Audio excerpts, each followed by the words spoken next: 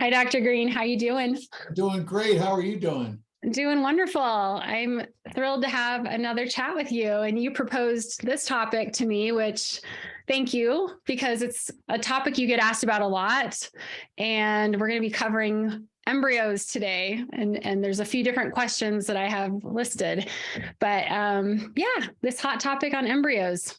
Well, and the point is that, one of the big landmarks that we're always striving for in reproductive medicine is creating embryos and honestly, creating embryos that have the highest chance of success. But what an embryo is, is basically an egg that's been fertilized and it's developed for about 5 to 6 days, which is the stage where they typically arrive into the woman's uterus, okay? And the whole point of the IVF process is to get them to this stage and then either put them back or test them and freeze them to put them back later. And, the point is that this is all the development that normally occurs in the fallopian tube, because all the current evidence suggests that when pregnancies occur naturally, the fertilization is at the distal end of the fallopian tube, right adjacent to the egg. And then as the fertilized egg or embryo is like moving through the fallopian tube, it's developing. And that's basically what the IVF process is designed to replicate. And the point is, each embryo is the potential for a pregnancy. And the point, of even putting it that way is that, an egg is estimated to have a 5% chance of becoming a baby, statistically, depending on the woman's age. The older she is, the less likely, okay? 5%. 5%, on average. And, and again, that's in fertility, patients that are going through fertility treatment. Egg donors, an egg is, estimated to have roughly about a 10 to 15%, and that's why egg donors are selected to be donors, and that's why like people that are receiving eggs from an egg donor, usually, it's imperative that they receive typically somewhere around, 6 to 10 eggs, and the average tends to be around 8. Because that really maximizes the chance of having 1 or possibly 2 babies, from that group of eggs. So the point is, an egg is a chance, an embryo is a better chance, and a genetically tested embryo is a better chance still. And because we find that when we test embryos, a lot of abnormal embryos are identified and not used. And I think that's a really important critical distinction because, just to throw some numbers, and different centers are different, and the age of the patient is very important, as well as certain characteristics of the patient's partner as well. But, at our center, for instance, an untested embryo, one that has not gone through genetic screening, depending on the age of the woman, has about a 45 to 55% chance of becoming a pregnancy. And then the chance of miscarriage is adjusted depending on the age of the person the eggs came from. Because older women, when they conceive, are more likely to miscarry just because of problems related to egg quality. So an untested embryo, roughly about a 45 to 55% chance of pregnancy, and then a miscarriage risk that's typically somewhere between 10 and 30%, depending on the woman's age. Wow. Now, a genetically screened embryo at our center, depending on the grade of the embryo, typically has a live birth rate between 65 and 80%. So, and at the risk of sounding immodest, we have one of the higher success rates in the country, and we consistently have. And the reason for the range is, the grading of the embryo gives us a lot of insight. And the point is, even a highest grade embryo at a top performing center, there's still a lot of things that have to still go right in order for that embryo to become a baby. And so I think, understanding, first of all, what an embryo is, and then talking that through helps people understand, what things we need to think about in terms of creating embryos, Right. what things we should think about related to storing embryos, and even some of the newer research on potential future creation of embryos. Thank you. No, I'm excited to have this chat. So, talking about healthy embryos versus unhealthy embryos. Healthy embryos have matching chromosomes. Correct, without extra or missing chunks of DNA. And, and on top of that, for people that we know that are carriers of specific diseases like cystic fibrosis or spinal muscular atrophy, or many of the other genetic conditions that we're able to test for, we could also test the embryo to make sure it's not going to be affected with one of those diseases. And what about mosaic? Can you chat a little bit about a mosaic embryo? Yeah, a mosaic embryo, what that refers to is a result from the genetic screening that suggests that not all the cells tested have the same DNA. And what's important is the chance that an embryo is listed as mosaic is very dependent on where the embryo was created, how it was biopsied, and how it was tested. Okay. So at some labs, mosaicism can be as high as 20 to 25%. But at top performing centers, mosaicism rates, depending if you're using one of the more advanced sequencing methods, are typically somewhere between 2 and 4%. Okay. And so, the point being is, the more reliable the center is and the more consistent, the more time, and the more data that you could have a better idea of whether an embryo that's listed as mosaic is really abnormal, or if it's just more artifact of the way it was tested or grown or biopsied. Okay. And there's a difference between mosaicism and I hate to use the word abnormal, unhealthy. Well, the term that we use is aneuploid. Aneuploid. Aneuploid meaning that it has extra or missing chunks of DNA. Yeah, that's what, and you helped us through our path, and out of our 7 embryos, 1 tested genetically healthy. So, there is a benefit, and that's a whole nother talk we did about PGTA testing. Is it still called PGTA testing? Yeah, that's the testing, just looking for missing or extra DNA, looking for those random abnormalities that occur in embryos. Right. So there is, I think, a lot of benefit in testing embryos to find out if it is a healthy, viable embryo. Yeah, exactly. And what part of where the confusion comes in is that, there have been reports of people transferring embryos that are listed as being abnormal and resulting in live births. And the problem is that creates a lot of confusion because, the studies that have even reported that when it's been looked at properly, it does seem to happen, but it happens very, very rarely. And it usually only happens depending on, the method of testing that has been done and the reliability of the test and the center that did the biopsy. And the point is, when people hear these reports that there was a chance, that kind of feeds into emotions, and that sometimes creates a pressure where people want to transfer an embryo that's either mosaic or aneuploid and see if it could possibly result in a live birth. And for most centers, and we're amongst those centers, we're not able and willing to take on that risk. One of the largest trials in the country was started that's out of Stanford, and for our patients that want to consider transferring an aneuploid or mosaic embryo, there's a large clinical trial out of Stanford University, and the acronym for that trial is the TAME trial, which is an acronym for transfer of abnormal and mosaic embryos, TAME. So they're willing to counsel people, say this embryo is genetically abnormal based on the testing. And people that want to go through the testing, they're willing to do the transfer. They've got, a plan to follow up and see what is the incidence, how many of these actually do become live births, and then with the intention of also doing surveillance, because just because an embryo results in a live birth doesn't mean it's going to be a healthy child.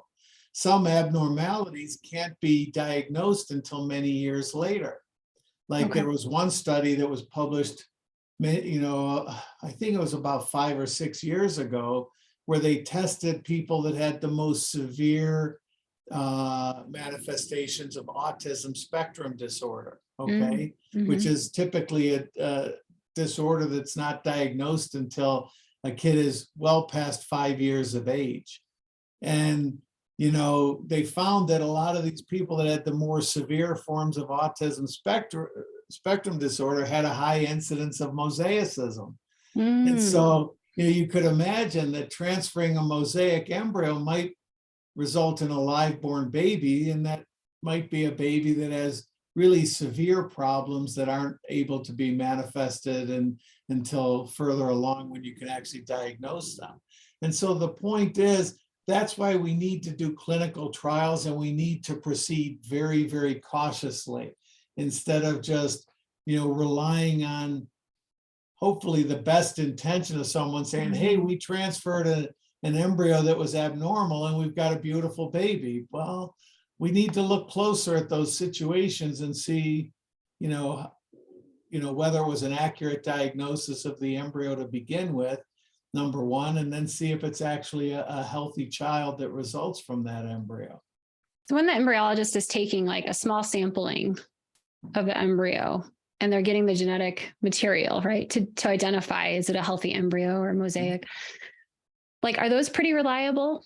Well, again, it depends on the center and how often they do the biopsies, and also how they do the biopsies. Not every center is equally good. For lack of a better issue or a better comparison, if you not everyone's a great surgeon, what I mean? Right. And so if you're not, and basically when you're doing the biopsy, you're doing surgery on an embryo. Yeah. And so depending on how well you're doing the biopsy, how well you're preserving the embryo, how many cells you're actually removing, how you're freezing the embryo, how you're freezing the biopsy, and then how that biopsy is actually being tested.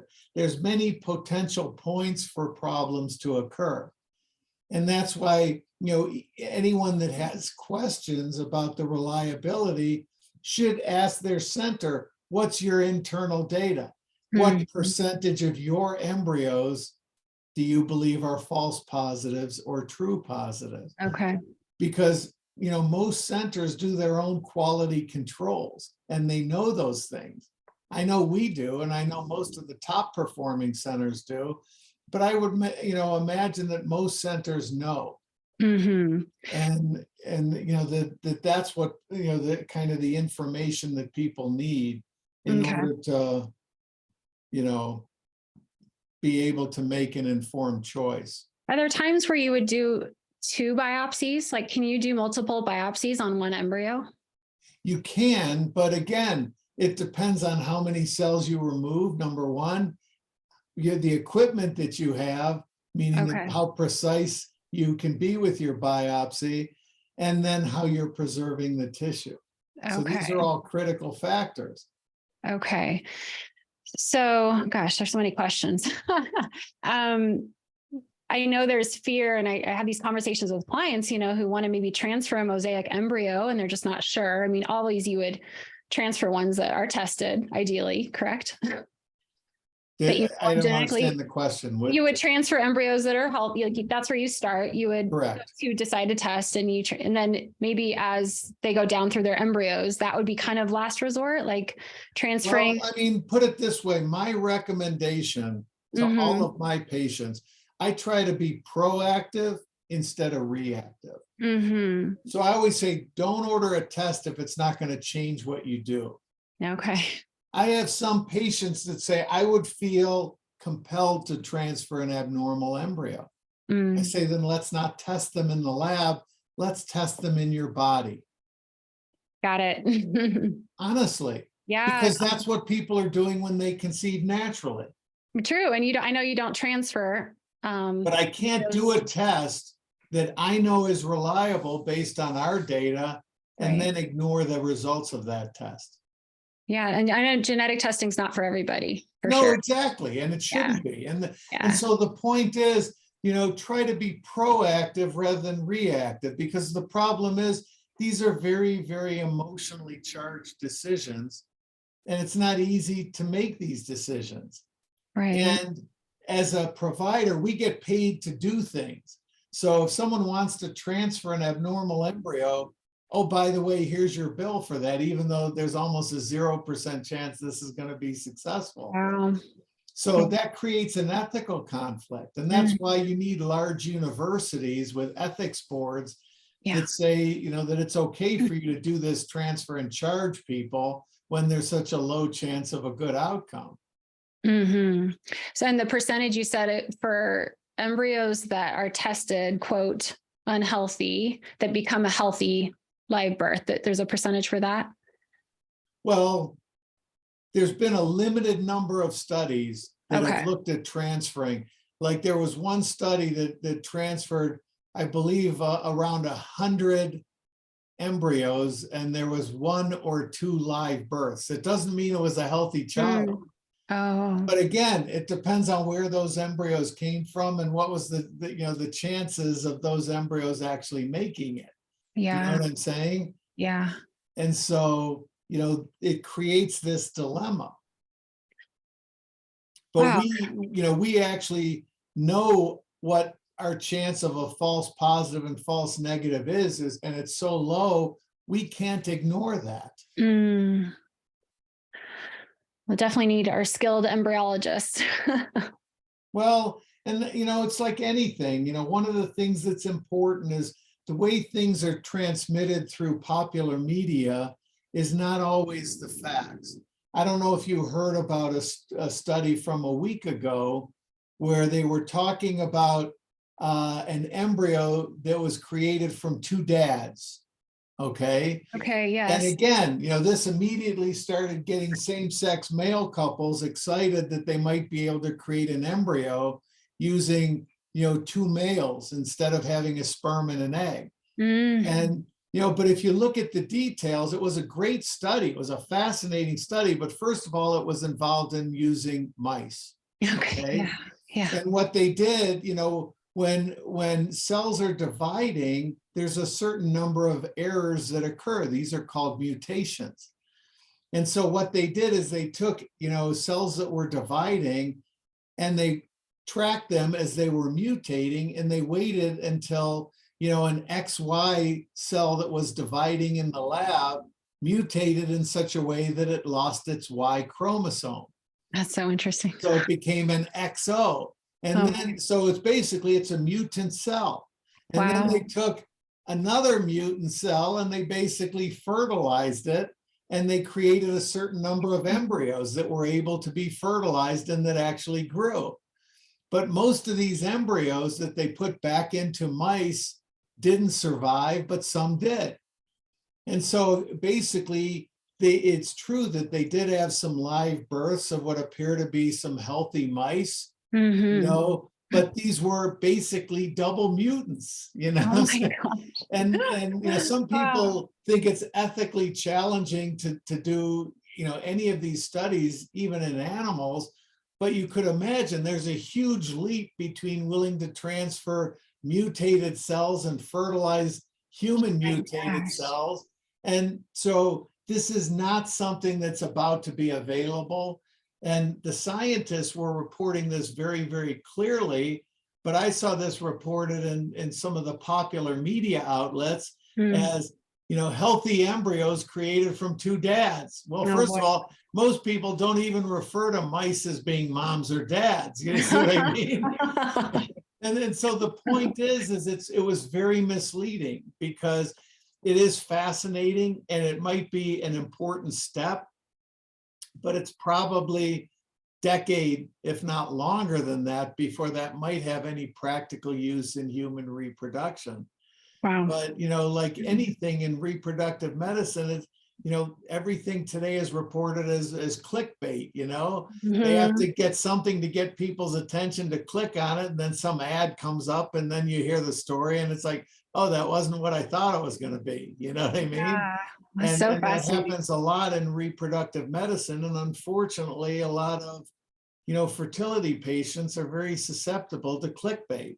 Oh, for sure. Yeah, that study is really interesting, huh? Any other thoughts around embryos? Typical questions you get asked about? Well, no, but one last one that I think is Yeah. important. I do see a lot of patients that are concerned that they're going to have extra embryos. Okay. And one of the and some people are afraid of IVF and the whole IVF process due to the fear that they're going to have more embryos than they want to use. And the way I counsel patients, and not every center might have the ability or the technology to do this, but when I've got a couple that is concerned about extra embryos, then I talk to them about selective fertilization.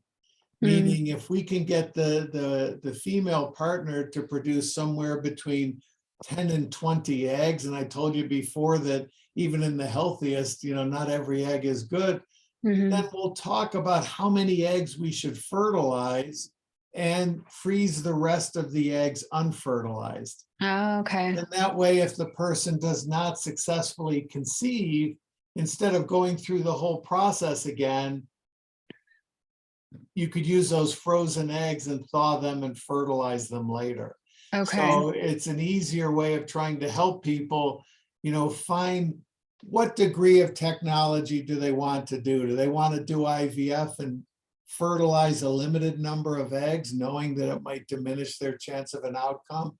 Do they want to skip genetic testing and maybe let the embryos be tested in the woman's body the way they would be tested if they were naturally conceived? Mm. These are all safe and reasonable options that are much better than doing a test or doing something and ignoring the results. Yeah. Oh my gosh. Great information. Yeah, well, like I said, there's more ways to do IVF than the way that's popularized on some of the, popular media outlets. And it's trying to help people understand the technology so that they could go in only as far and as comfortable as they want and do it from the point of being ideally proactive instead of reactive. Very good. Well, you're all about empowering patients. So thank you for what you do. As are you, and thank you as Yes. well. Thank you so much. Appreciate you. Have a great day. You too. Bye. Bye.